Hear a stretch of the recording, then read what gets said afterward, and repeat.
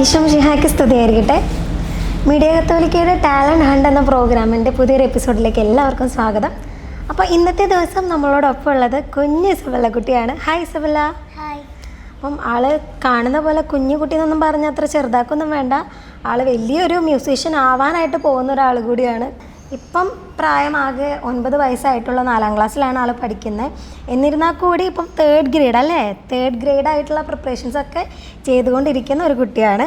അപ്പം മീഡിയ കത്തോലിക്കയുടെ ഈ ഒരു ചെറിയൊരു പ്രോഗ്രാമിലേക്ക് സ്വാഗതം. ഇസബella കുട്ടിയുടെ വീട്ടിൽ ആരൊക്കെയാണ് ഉള്ളത്? അപ്പയുണ്ട്, അമ്മയുണ്ട്, പിന്നെ അനിയനും അനിയത്തിയും, പിന്നെ ഒരു ഉണ്ണിയുണ്ട്. ഇവർ ഹൈദരാബാദാണ് സെറ്റിലായിരിക്കുന്നത്. പപ്പയുടെയും മമ്മിയുടെ ഒക്കെ വർക്കൊക്കെ അവിടെയാണുള്ളത്. അപ്പം നാട്ടിലേക്ക് ഇപ്പം സമ്മർ വെക്കേഷന് വേണ്ടിയിട്ട് വന്നിട്ടുള്ളതാണല്ലോ. നാട്ടിൽ എവിടെയാണ് നിൽക്കുന്നത്? നാട്ടില് പാത്രമംഗലത്താണ്. പാത്രമംഗലത്ത് പപ്പയുടെ വീടാണല്ലേ. അമ്മയുടെ വീട് എവിടെയാണ് വരുന്നത്? ഇപ്പം ഈ ചേട്ടന്മാരൊക്കെ കൂടെ മുന്നേ പ്രോഗ്രാം ചെയ്തിട്ടുണ്ടോ? ഇല്ല. അപ്പം അത് ആദ്യമായിട്ടന്ന് അവർ ചെയ്യാൻ പറഞ്ഞപ്പോൾ അങ്ങനെ ലൈവായിട്ട് ചെയ്തതാണോ?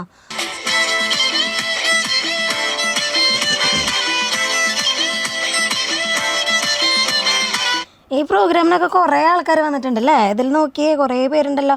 അപ്പം ഇങ്ങനെ കുറേ പേര് ഫ്രണ്ടിൽ നിൽക്കുമ്പോൾ പേടി ഉണ്ടാവാറുണ്ടോ പ്രോഗ്രാം ചെയ്യാനായിട്ട്? ഇങ്ങനെ വയലിൻ വായിക്കുമ്പോൾ അയ്യോ എനിക്ക് വായിക്കാൻ പറ്റുമോ, ടെൻഷനൊക്കെ വരാറുണ്ടോ? ഇല്ല. അപ്പം എന്താ അപ്പം പ്രാർത്ഥിക്കുക, ദൈവത്തിൻ്റെ അടുത്ത് പ്രാർത്ഥിക്കുക നന്നായിട്ട് ചെയ്യാൻ പറ്റണേന്നൊക്കെ?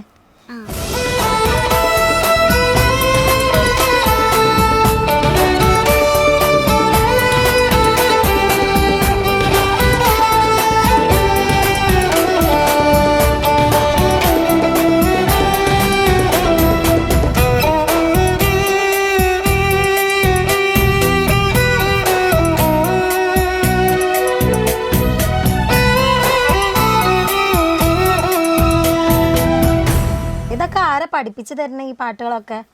എന്നെ വയലിൻ പഠിപ്പിക്കുന്നത് ജോസ് ഡേവിഡ് സാറാണ്. ചെറുപ്പം തൊട്ടേ സാറ് തന്നെയാണോ പഠിപ്പിക്കുന്നത്? കുഞ്ഞിലേ തൊട്ട് തന്നെ? പിന്നെ അപ്പോൾ ഇപ്പോൾ വയലിൻ പഠിക്കണമെന്ന് ഇഷ്ടമാണ്. അപ്പോൾ വീട്ടിലാണോ? വീട്ടിലെല്ലാവരും ഭയങ്കര സപ്പോർട്ടായിരുന്നോ? വീട്ടിൽ ആരെ ഏറ്റവും കൂടുതൽ സപ്പോർട്ട് ചെയ്തത്? പപ്പയാണോ മമ്മിയാണോ? അപ്പോൾ ഗ്രാൻഡ് പാരൻസ് ആണോ വയലിൻ ചെയ്തോ പഠിച്ചോ എന്നൊക്കെ പറഞ്ഞത്? എല്ലാവരും പറഞ്ഞു. എല്ലാവർക്കും ഇഷ്ടമാണല്ലേ. അപ്പം അത് ഏതൊക്കെ പ്രോഗ്രാംസ് എവിടെയൊക്കെയാണ് ചെയ്തിട്ടുള്ളത്? കൈറ്റ് ഫെസ്റ്റിവൽ എന്ന് പറഞ്ഞിട്ട് ഒരു പ്രോഗ്രാമിങ് ചെയ്തിട്ടുണ്ട്. അത് അവിടെ തന്നെ ഹൈദരാബാദിൽ തന്നെയാണ്. അതെന്താ കൈറ്റ് ഫെസ്റ്റിവൽ എന്ന് പറയണത്? അത് അവിടുത്തെ ഒരു ഫെസ്റ്റിവലാണ്. മുടക്ക് സമയത്ത് വരുന്നത്. നമ്മുടെ ഇവിടുത്തെ വെക്കേഷൻ ടൈമിലുള്ള പോലെ അവിടുത്തെ വെക്കേഷൻ ടൈമിൽ എന്താ പിള്ളേരെന്തെങ്കിലും കൈറ്റ് എന്ന് പറയുമ്പോൾ പട്ടം അങ്ങനെ എന്തെങ്കിലും ആണോ?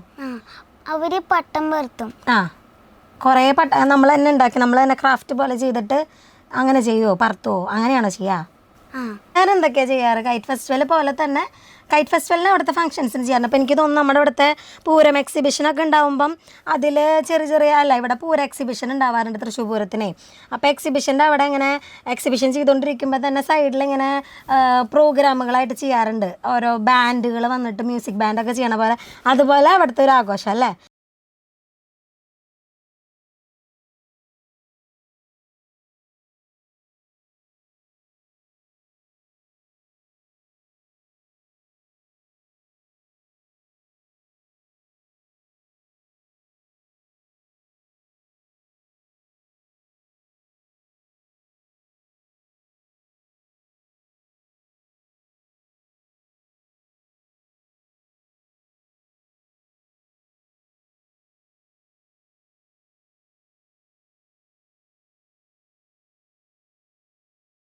മെലഡി പോലത്തെ പാട്ടുകൾ വായിക്കുമ്പോഴാണ് അതാ ഫാസ്റ്റായിട്ട് നേരത്തെ പറഞ്ഞില്ലേ ലിമ്മിണ്ടാട്ടിയൊക്കെ വായിക്കുമ്പോൾ ഭയങ്കര ഇതായിരുന്നു, അങ്ങനെ വരാറുണ്ടോ? എല്ലാ പാട്ടും സിമ്പിളാണ്. അത് നമ്മൾ പ്രാക്ടീസ് ചെയ്തെടുക്കുമ്പോൾ അത് സെറ്റാവണതാണ്. എങ്ങനെയാണ് തോന്നാറ്?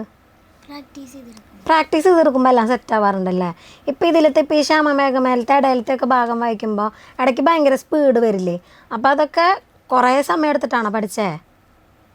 സാറ് പഠിപ്പിച്ചു തരില്ലേ? ജോസ് സാറ് നന്നായിട്ട് അതിനെ ട്രെയിനിങ് തന്ന് വീട്ടിൽ വന്നിട്ട് അത് പ്രാക്ടീസ് ചെയ്യുമോ? ഒറ്റയ്ക്ക് ഇരുന്നിട്ട് പപ്പ ഹെൽപ്പ് ചെയ്യുമോ ചെയ്യാൻ വേണ്ടിയിട്ട്? പപ്പ കുറേ പാട്ടുകൾ മ്യൂസീഷ്യൻ പരിപാടി കാര്യങ്ങളൊക്കെ ചെയ്യുന്ന ആളായതുകൊണ്ട് പപ്പയും കൂടെ നന്നായിട്ട് സപ്പോർട്ട് ചെയ്യും അല്ലേ? അടുത്ത പാട്ട്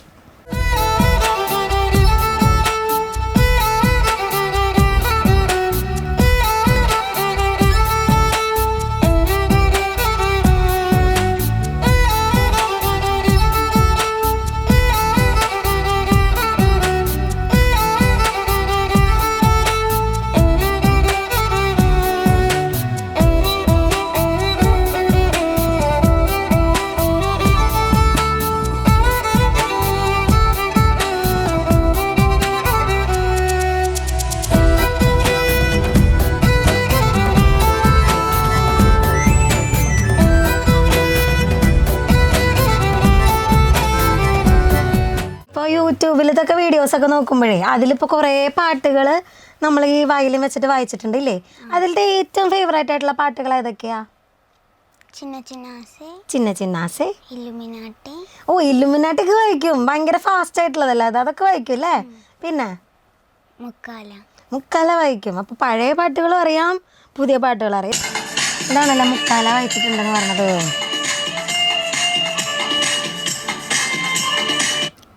beats of Thrissur. Beats of Thrissur എന്ന് പറഞ്ഞിട്ടുള്ള ഒരു ബാൻഡിൻ്റെ കൂടെ നിന്നിട്ടുള്ള അല്ലേ?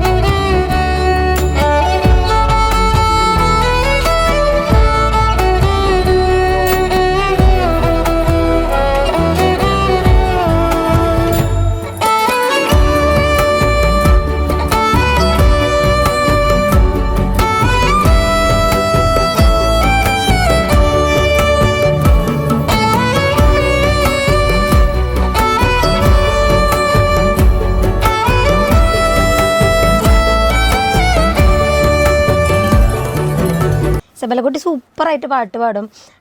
നമ്മൾ അവളുടെ യൂട്യൂബിലത്തെ വീഡിയോസൊക്കെ എടുത്ത് നോക്കിക്കഴിഞ്ഞാൽ അറിയാം. ഇസബെല്ല വോക്സ് അല്ലേ? അങ്ങനെ ഇൻസ്റ്റ പേജും യൂട്യൂബ് പേജൊക്കെ ഉണ്ട്. അതിൽ അവൾ കുഞ്ഞിലേ തൊട്ട് പാടിയിട്ടുള്ള പാട്ടുകളും പിന്നെ അതുപോലെ വയലിൻ വായിച്ചിട്ടുള്ള എൻ്റെ ക്ലിപ്സ് എല്ലാം അതിൽ അപ്ലോഡ് ചെയ്തിട്ടുണ്ട്. അപ്പോൾ നമുക്കത് ഡൗൺലോഡ് ചെയ്ത് കാണാം. ഒന്ന് പാടോ 2 വരി? നന്ദിയോടെ ഞാൻ സ്തുതി പാടിടും എൻ്റെ യേശുനാഥ, എനിക്കായി നീ ചെയ്തൊരു നന്മയ്ക്കും എന്നു നന്ദി ചൊല്ലുന്നു ഞാൻ. അപ്പോൾ നമ്മുടെ ഒപ്പം ഇത്രയും നേരം ഉണ്ടായിരുന്നത് നമ്മുടെ ഇസബെല്ല കുട്ടിയായിരുന്നു. എങ്ങനെ ഉണ്ടായിരുന്നു? അടിപൊളിയായിരുന്നോ? കുറേ പാട്ടൊക്കെ നമ്മൾ വായിച്ചല്ലേ? നമുക്ക് വേണ്ടിയിട്ട് കുറേ പാട്ടുകൾ, സിനിമാ പാട്ടുകളായാലും ക്രിസ്ത്യൻ സോങ്സ് ആയാലും നമുക്ക് വേണ്ടി കുറേ ഡെഡിക്കേഷൻസ് ഒക്കെ ഇവിടെ ചെയ്തിട്ടുണ്ടായിരുന്നു. ഇതൊക്കെ ചെറിയ ചെറിയ സാധനങ്ങളാണ്. ഇനിയും വലിയ വലിയ ഐറ്റംസൊക്കെ പഠിച്ചുകൊണ്ടിരിക്കുകയാണ് ആൾ. അപ്പം ഈ ഒരു കുഞ്ഞു പ്രായത്തിൽ തന്നെ ഇത്രയും കഴിവുകൾ അല്ലേ? ദൈവം ഒത്തിരി അനുഗ്രഹിച്ചിട്ടുള്ള ഒരു കുഞ്ഞു കുട്ടിയാണിത്. അപ്പം ഇനിയും ഒത്തിരി നാളുകൾ, ഇനിയും ഓരോ ദിവസങ്ങൾ, ഓരോ വർഷങ്ങളെല്ലാം കഴിഞ്ഞു പോകും തോറും അടിപൊളിയായിട്ട് ആ ഒരു കഴിവുകളെല്ലാം വളർത്തിയെടുക്കാനുള്ള ദൈവാനുഗ്രഹം മോൾക്ക് നല്ല രീതിക്ക് ഉണ്ടാവട്ടെ എന്ന് ഞങ്ങൾ പ്രാർത്ഥിക്കുകയാണ്, ആശംസിക്കുകയാണ്. ഒരിക്കൽ കൂടി ഞങ്ങളുടെ ഒപ്പം ഇന്നത്തെ ദിവസം എത്തിച്ചേർന്നതിന് നന്ദി പറയുന്നു. അപ്പോൾ പുതിയൊരു എപ്പിസോഡുമായിട്ട് മീഡിയ കത്തോലിക്കയുടെ ടാലൻറ്റ് ഹാൻഡിൽ ഇനി അടുത്ത പ്രാവശ്യം നമുക്ക് കാണാം. Thank you.